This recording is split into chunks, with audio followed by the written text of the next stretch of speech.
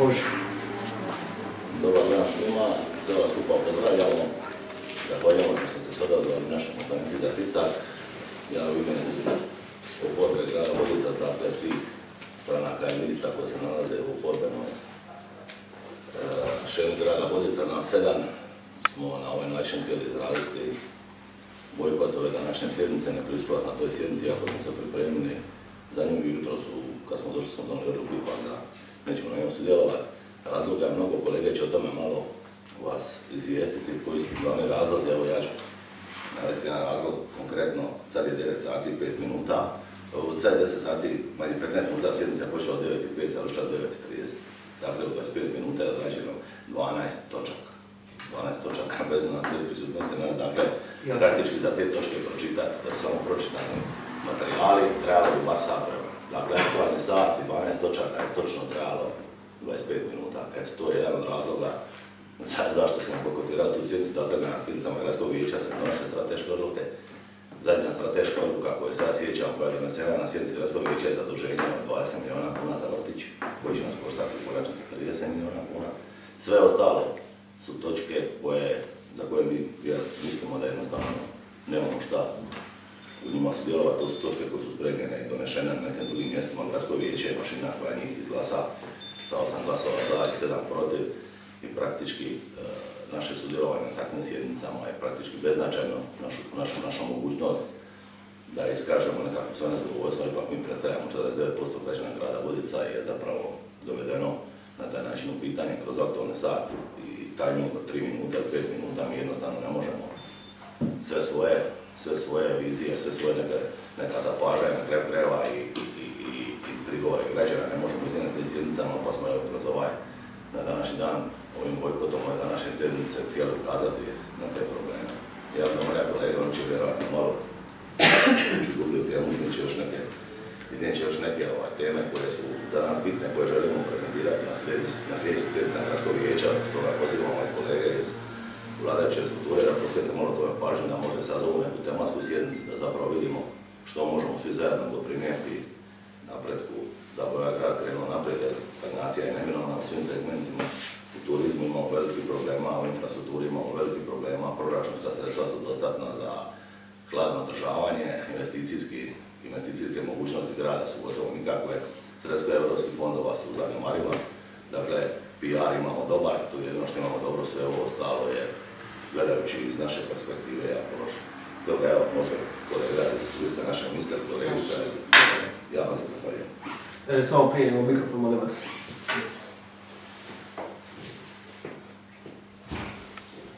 Samo bliže, samo malo bliže.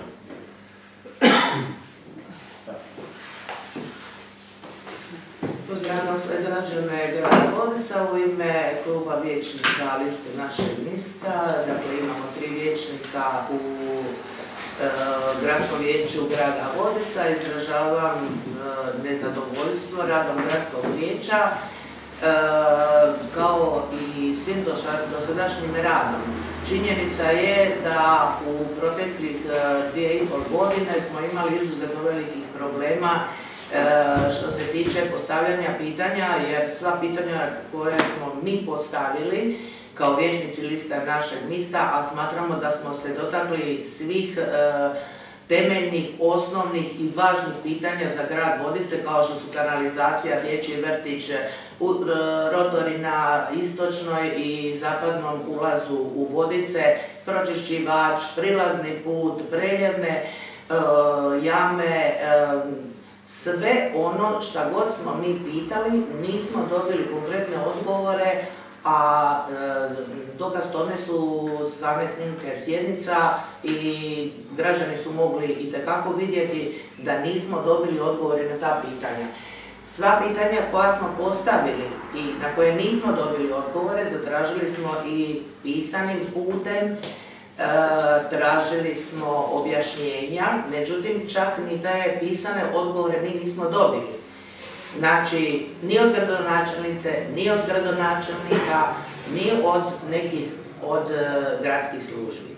Smatramo da jednostavno ovaj grad ne vodi ni gradonačelnik, ni dogradonačelnik, nego da ga vode jednostavno gradske službe.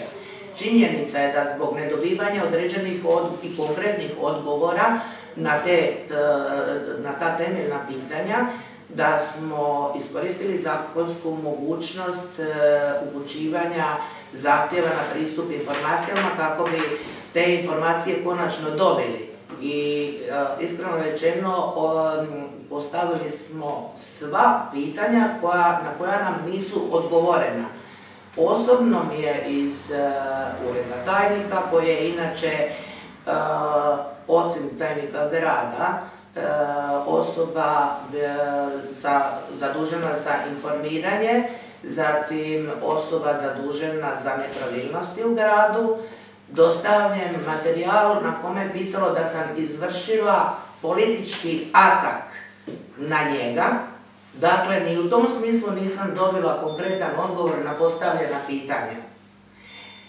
Osim toga, zvala sam nekoliko puta u ime liste našeg mista, jer su ljudi koji su pratili sjednice negodovali s obzirom na ton snimanja, jer je kamera postavljena u dnu dvorane i naši odgovori, naša postavljena pitanja se jako dobro čuju.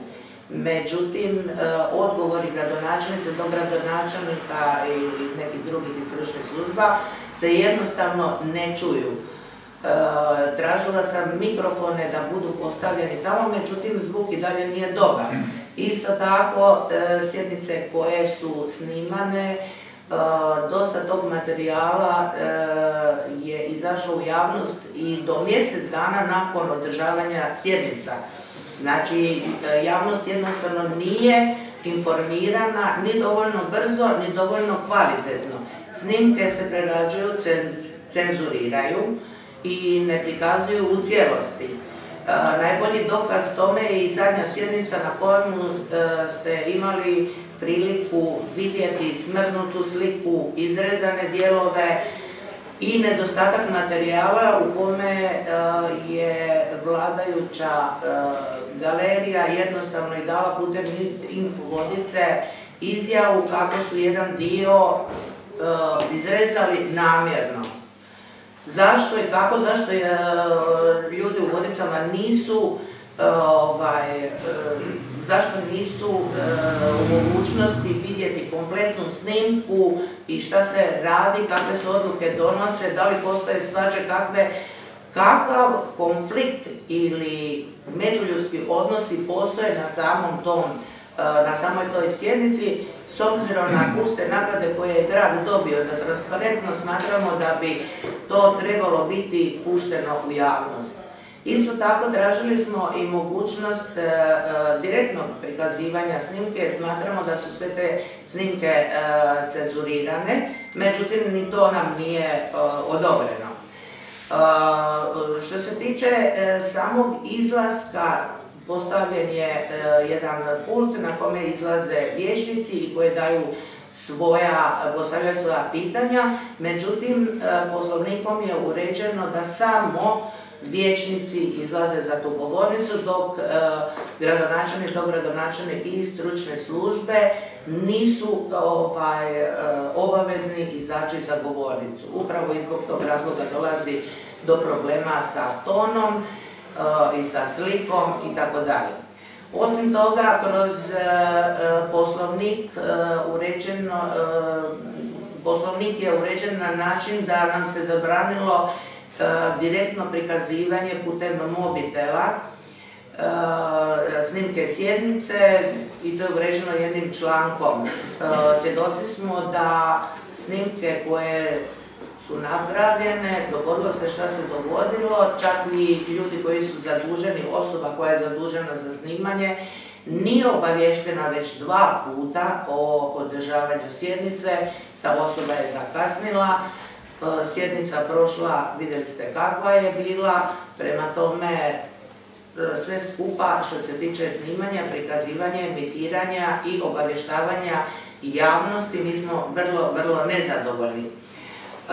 Osim toga, na samoj sjednici u toku 2,5 godine imali smo i vrijeđanje od strane predsjednika gradskog vijeća Marina Mikšića prema našem vijećniku Anti Strikomanu. Na prošloj 16.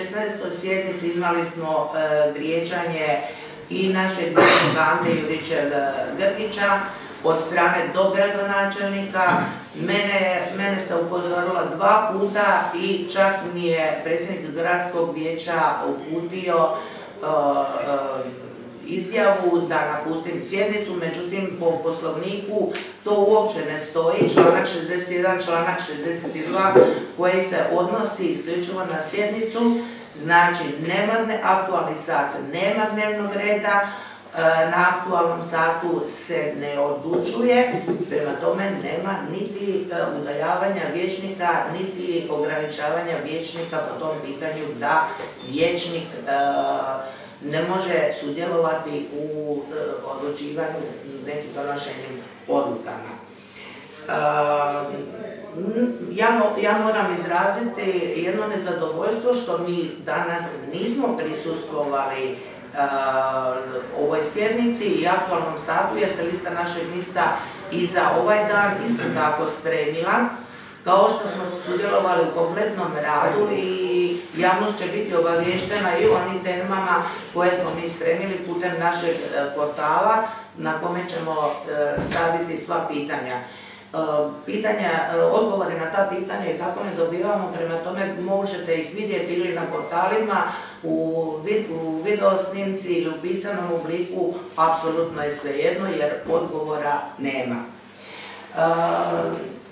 Lista našeg mjesta će i dalje sudjelovati u sjednicama gradskog vijeća. Činjenica je da smo mi poslali više od 100 amandmana, da to nije apsolutno urodilo nikakvim plodom, da smo mi pokušali putem aktualnog sata izraziti sva ta pitanja, nije bilo odgovora i da mi ćemo nastojati i dalje putem svog portala, putem sudjelovanja, koliko će to biti,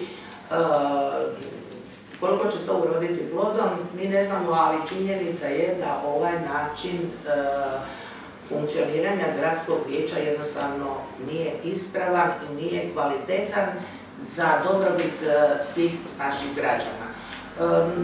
Vezano uz ostale teme reći će nešto i konkretnije moje kolege iz liste našeg mjesta. Hvala lijepo.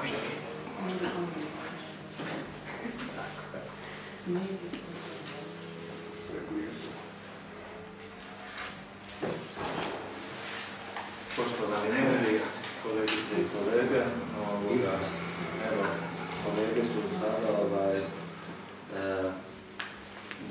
dosta kazali o formi rada gradskog vijeća, koje je i više nego na nezadovoljavajućem razini. Ja ću malo o sadržaju i svim onim temama koje nas muče, odnosno zašto naš glas u gradskom vijeću treba biti glasan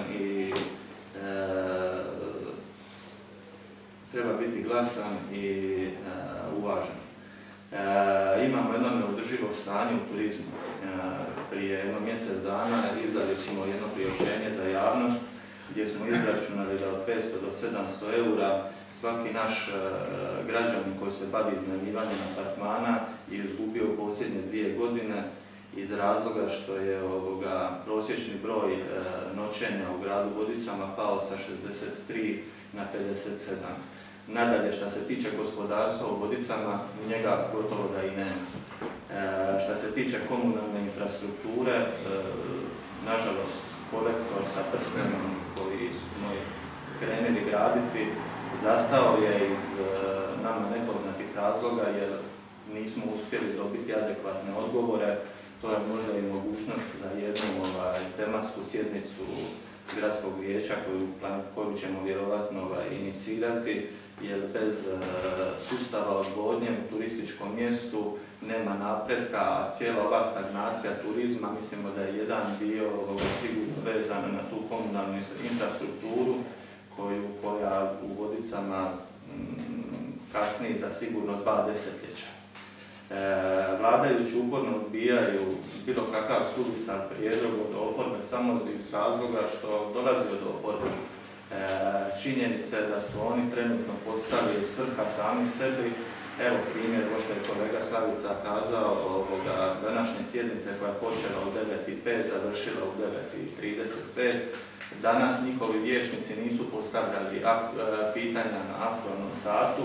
Ta pitanja u naravi služe samo da bi se nas ušutkalo. Znači, kroz jedan sat koji je predviđen poslovnikom, oni kažu svaki puta kako su njihovi vijećnici došli prvi, dali prvi teme. Znači, evo, danas se pokazuje da te teme su samo i taj njihov razgovor uzimanje vremena da bi se u oporbu ušutilo. Mi u SDP-u ćemo nastaviti u budućem periodu raditi kroz gradsko vijeće.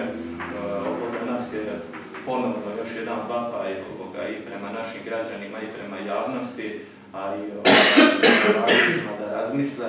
49% oporbenih glasova koje su Vodice dobile zaslužuju da ih se sasluša, zaslužuju prijedlozi.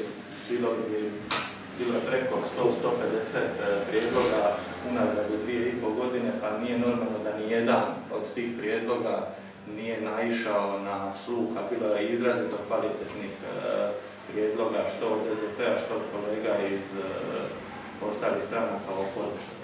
Eto. Pitanje nekako. Planirate li inicirati tu tematsku sjednicu po pitanju infrastrukture i zapravo planirate li uopće išli sudjelovati dalje na ovim gradskim vijećima? Naravno, to je jedan od modela koji trenutno razmatramo. Kroz tematsku sjednicu se ipak može pozvati širi krug ljudi unutar te teme, pa ih se na licu mjesta ispita. Sada dolazimo u situaciju kad se postavi nekako pitanje, konkretno vezano za kanalizaciju, nismo mi to je odvodnja, vezano za Bugno, nismo to mi, to je županija. Na kraju krajeva građani su ti koji na kraju nemaju odgovor, koji nemaju informaciju i smatramo da je to jedan od modela kojemu ćemo u budućnosti pristupiti. Mi ćemo također nastaviti raditi sjednice gradskog vijeća, međutim ovim putem pozivamo predsjednika gradskog vijeća i većinu da sagleda malo pravilnike koje su mijenjali nekoliko puta u ovom mandatu na sve u svrhu da ta cenzura bude što veća, da zapravo taj glas oporbe ne dopire do građana. To je lagano u svim izmjenama i dopunama i promjenama pravilnika mudro napravljeno, minutaže su minimalne, a tema je bezbroj. Kad bi mi bili jedan uređen grad, sustav u kojem cvjete ruže, to ne bi bio problem, mi bi vjerojatno s kolegama došli na sjednicu i mi bi digli ruke išli, međutim to nije tako, nažalost. A PR-ovska služba je napravila da to bude tako, to nije samo u našoj lokalnoj sredini slučaj, međutim mi smo, napredniji što se tiče PR-a u odnosu na ostale, pa eto, tako kod nas cvjeta cvijeće, mada mi svi skupa u razgovoru s ljudima na ulici znamo da to nije tako, nažalost taj glas ne dopire do javnosti i živimo svi skupa jedno veliko zabludi. Što se tiče dakle odlaska na sjednice, da pače odlašit ćemo na sjednice i sa još većim žarom ćemo sudjelovati u radu.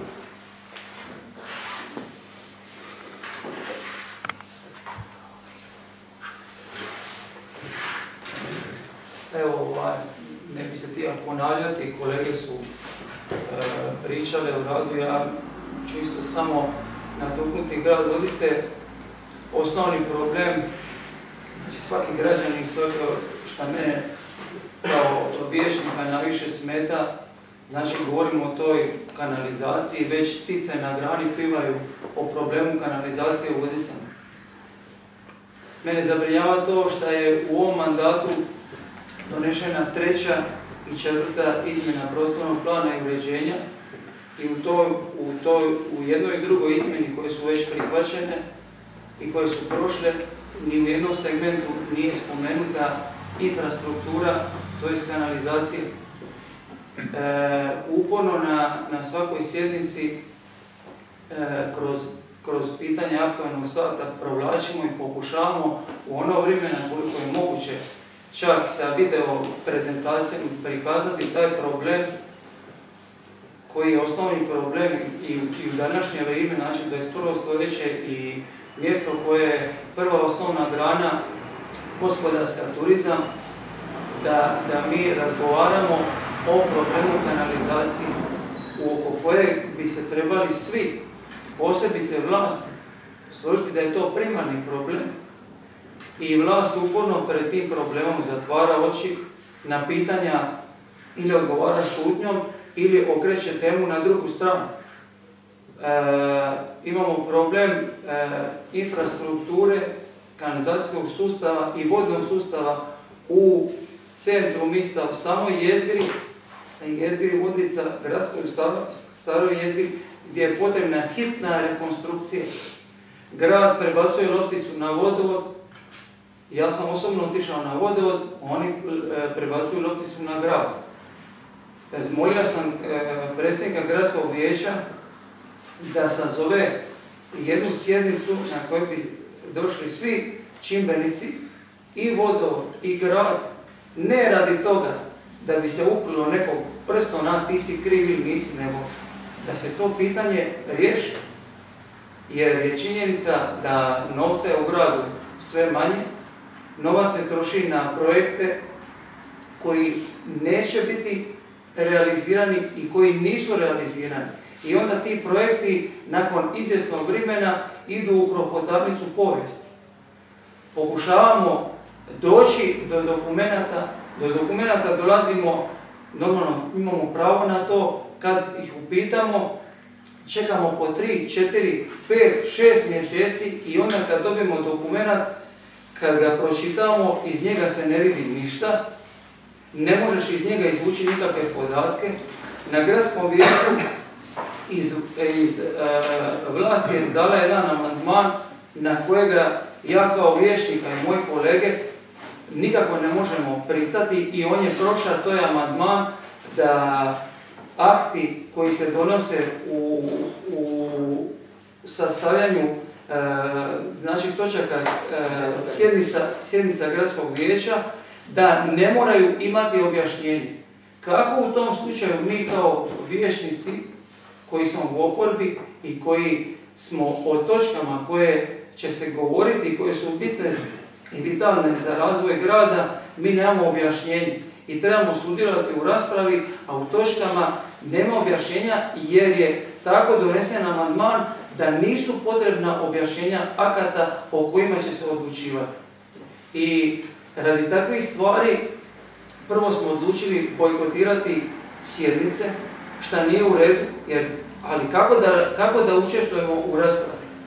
I druga stvar, ovo je sad, što su kolege rekli, više jedan vapaj nemoći, ne znamo više šta bi napravili, ne bi li pokrenuli vlast da se uvati primarnih stvari koje su bitne za ovaj grad. Jer sada je već u izradi 5. izmjena prostornog plana i uređenja, u kojoj opet neće biti ni spomena o kanalizaciji i infrastrukturi. Zašto? Zato što infrastruktura koja je postojeća ne prati ni prvu izmjenu prostornog plana i uređenja. A već su napravljene do sada 3. i 4. u ovom mandatu, a izgleda da će se napraviti i 5.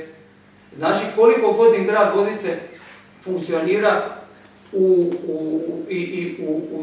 ovom novom sazivu nakon osamostaljenja Republike Hrvatske, da donesene su, znači sad je već 5. u pripremi i da su samo u ovom mandatu donesena 3. Meni to jednostavno nije jasno, a da se onaj gorući problem, na njime se zatvara oči.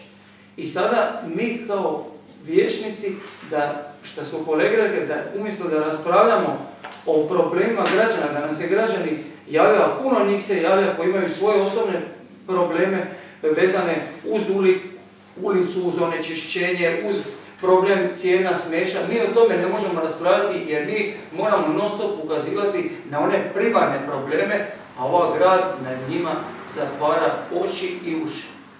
I onda kad nemaju odgovora, to ste se uvjerili, onda kreću napadi na osobnoj razini. Ja ih ne želim sada potencirati, ali to stanje takovo je jednostavno neodrživo. Hvala lijepo. Evo kolega, ako će kolega... Ja bih se osvrnio samo na...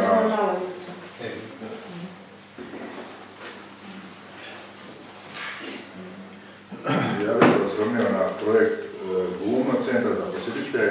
Već nekoliko sjednica o tom pričam, čak je nešto i Davorka Blažević, novinarka, imala jedan objavu u novinama, koji je za nas ništavan i nije u skladu sa zakonom, nije pravovaljan.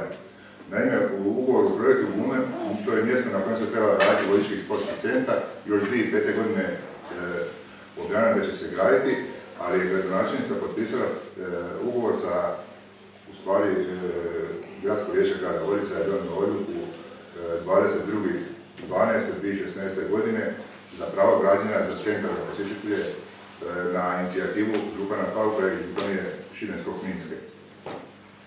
Kronologija ide ovako. 22.12.2016. godine na sjednici Gradskog vijeća donesena odluka o sklapanju ugovora o pravu građenja centra za posjetitelje, a prema službenom dokumentu ova odluka je stupila na snagu, trebala bi stupiti na snagu 8 dana od objave u službenom glasniku grada Vodica. U službenom glasniku grada Vodica ova odluka je objavljena 30.12.2016. i postoje je jasno vidljivo da je tek 7.1.2017. trebala stupiti na snagu. Kako je moguće onda da je ugovor o pravu građenja između Šibensko-kninske županije i grada Vodica potpisan 28.12., a da je 30.12.2016. godine, dakle na dan objave u službenom glasniku grada Vodica, već ovjeren kod javnog bilježnika Marka Uletina. To je posve vidljivo i da je potpisano prije stupanja na snagu, a da bi bilo valjano da je bija valjan da potpis mora nakon 7.1.2017. Iako se na prvu ruku odmah vidi da tu sve ne štima, da je nepravovaljano, lista našeg mjesta s ovim dokumentom i cijelom kronologijom upoznala je stručne ljude koji se bave sa pravnim djelatnostima i od njih smo dobili potvrdu da je sve nezakonito i shodno tome ništavan. Ugovor je posve ništavan i tražimo, već smo tražili da se zaustavi taj projekt, na kraju ništa od toga, čuli smo da taj projekt ide dalje, bez obzira što imamo tu sve dokumente i kronologiju događaja da je to ništavan. Uz to, čak više nije bitno što je 2 mjeseca nakon što je 22.12.2016. godine izglasno pravo građenja Gradskog vijeća grada Vodica, 2 mjeseca nakon toga Branka Juričev-Martićev, bivša gradonačelnica, 14.2.2017. godine potpisuje ugovor za koji nije dobila odobrenje i suglasnost Gradskog vijeća grada Vodica, dakle potpisao ga je na svoju ruku, mimo volje građana, to je bez odobrenja Gradskog vijeća kao izvršne vlasti. Potpisala je ugovor u kojem Šibensko-kninska županija može zatražiti uknjižbu prava vlasništva na svoje ime za cijelo i bez daljnjeg upita grada Vodica i bez odobrenja. Taj i takav ugovor gradonačelnica nije dobila od Gradskog vijeća ovlasti. I još je rekao samo jedan, ovo je pravi put za naš grad koji su prije izbora vladajući obeštali. Ništa nije izvršeno osim izgradnje novog vrtića za koje se digli krediti. Hvala lijepo. Samo sekundu, nešto